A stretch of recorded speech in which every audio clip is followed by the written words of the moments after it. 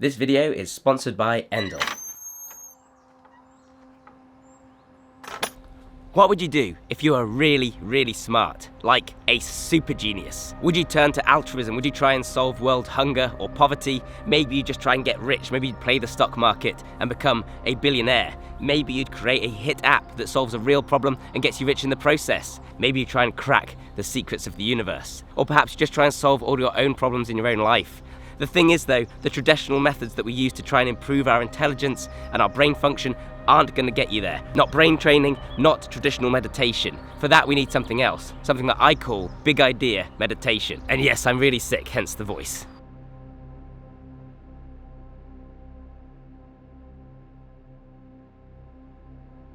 See, the thing with traditional meditation and brain training is it's all about enhancing focus or being mindful and living in the now. In fact, we tend to demonize anything along the lines of daydreaming or mind wandering. Of course, being very focused and having great math skills and quick thinking is all very useful if you're doing maths or if you're in a conversation where you need to be witty. However, this isn't the kind of thinking that leads to breakthroughs or real big changes in your life.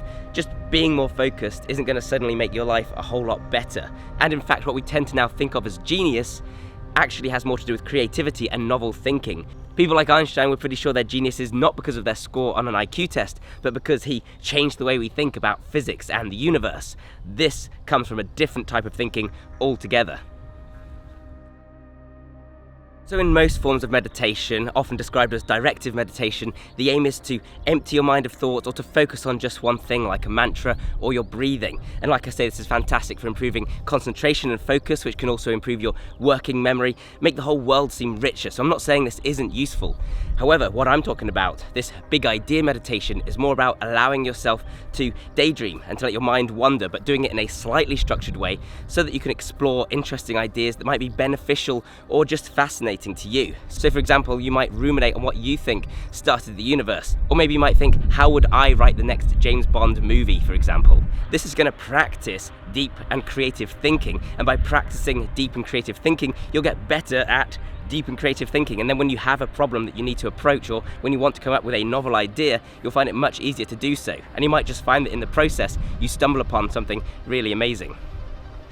Put it this way, the Bioneer wouldn't exist if I hadn't spent a lot of time with big idea thinking or big idea meditation. Likewise, when I was much younger, I used this technique to come up with an app that turned out to be highly successful on the Play Store. That ended up getting over 10,000 paid downloads, which wasn't life-changing, but at the time, for someone who has just moved to London, it was pretty life-changing for me. Whether you're trying to meditate or you're just trying to focus, something that can be really useful is the right atmosphere, the right backing track or soundscape. And that's where today's sponsor, Endel, comes in.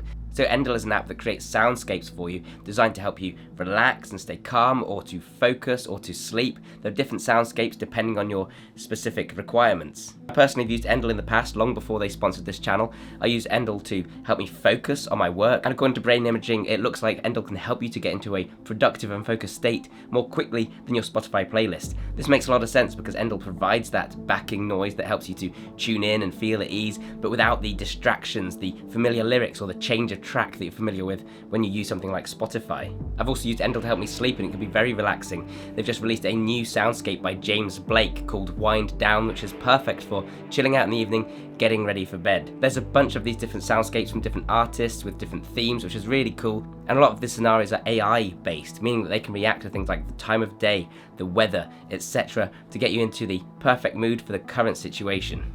It has really cool visualizations, it works on a bunch of devices, so I highly recommend Endel. So if you need help to increase your focus, then the first 100 people to download Endel at the link below will get a free week of audio experiences.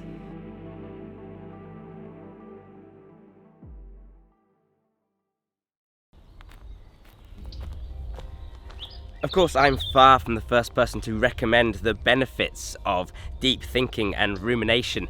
Cal Newport, author of Deep Work, he recommended something he called productive meditation, where you would simply dedicate your mind to solving a particular problem for a certain amount of time. This tended to be more in the context of business or a creative challenge, but of course it can apply to anything. When I was younger, I always used to think that any problem I had, I'd just think about it overnight, and in the morning I'd normally be able to do at least something about it. If not solve the problem, at least improve the situation. The likes of Nikola Tesla and Carl Jung used to go for inspiration walks, where they'd go for a long walk and just let their minds wander, and this led to some of their greatest breakthroughs. Meditation doesn't have to be directive. Another example of a non-directive form of meditation is Akam meditation, where you just let your mind wander, let your mind drift, and here there's absolutely no structure or attempt at control. You just let it go where it goes. And this has been shown to have some very close similarities to dreaming.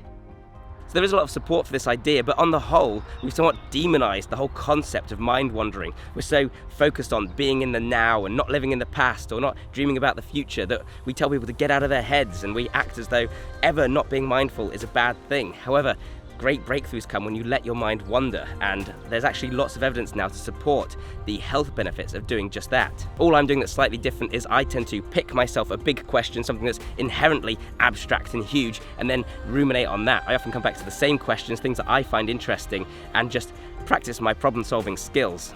Like I say, there is now actually evidence that mind wandering and deep thought are really healthy and good for your brain. The default mode network is the specific pattern of brain areas that activate when you're deep in thought. It's also called the task negative network. It's basically when you're not putting your brain towards some kind of complex task but just letting it wander.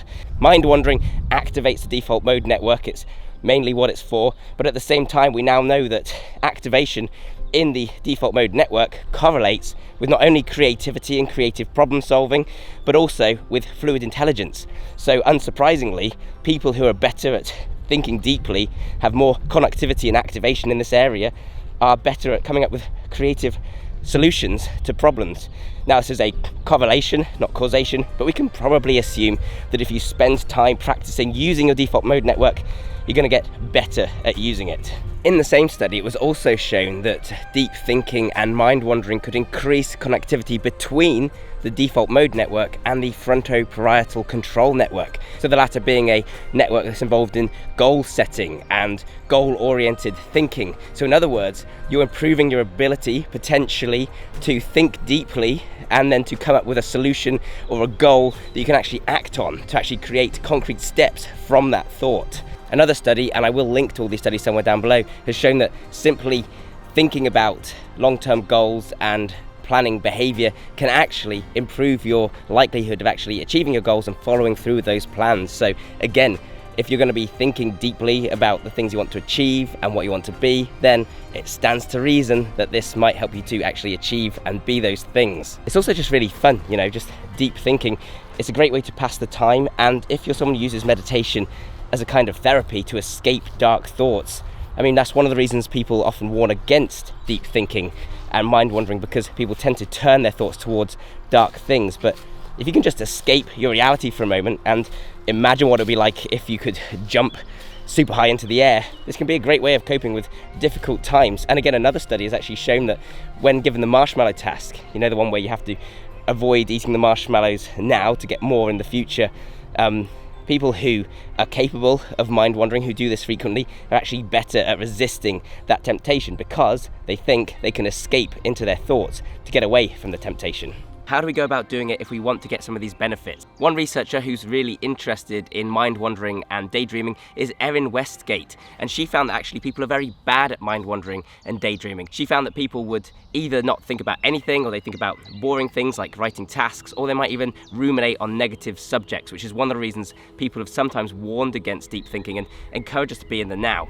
But daydreaming can be really fun, it can be meaningful, it can be productive. So what she recommends is giving people prompts that can help them to direct that thinking. And this way you're getting the benefits, the creative benefits potentially of dreaming, but where you have the ability to choose precisely what you're going to focus on. So write yourself down some questions, whether that's what would I do if I were president or prime minister, or how would I go about addressing issues with poverty, or what can I do next week, next month, next year that's going to help me earn more money or be happier, or what fun things could I do with my family, anything like that. Deep thinking, creative thinking, try and solve some deep problems. Putting aside some time each week to do this in the same way that you might practice other forms of meditation. And I recommend combining this with other forms of meditation, because no type of brain state is optimal. You want to be able to switch between them all. And this is where it's really important to be able to not only be very focused, but also to let your mind wander and be creative. It's just like physical fitness. Just like I don't think you should become super strong at the expense of all cardio, I likewise don't think you should focus on just one aspect of cognitive performance. I think you should focus on them all. This, in my opinion, is more how you go about having a limitless type experience where you can actually change your life by thinking deeply. And I think if more people did this, then we'd have some more interesting ideas in the world.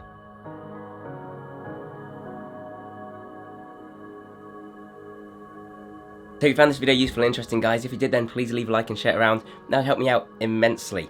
Let me know in the comments down below whether you meditate. Will you now be actively integrating daydreaming and mind wandering into your routine, into your cognitive training plan? If you like this kind of training that looks not only at physical performance, not only aesthetics, but also even brain function, then you'll enjoy my ebook and training program, Super Functional Training 2.0, the Protein Performance System. That comes with a massive 80+ page ebook which dives into physical and mental performance, and it also comes with over 2 hours of video tutorials showing you how to do the workouts. There's a large focus in there on brain training and cognitive performance, including a brain training routine and a guided meditation, and I've just added to the program a series of prompts to help you get started with big idea meditation, ideas for things that you can think about that will allow you to explore that kind of deep thinking. If you've already bought Super Functional Training 2.0, then it's there right now. It'll be in the extra materials right at the bottom, so head on over there and check it out. If you haven't, then you'll get it if you do decide to make a purchase. Either way, thank you so much for watching this one, guys. I massively appreciate it. Subscribe if you want to see more like this, and hit the bell button if you want to be notified of future uploads. And of course, I'll see you next time. Bye for now.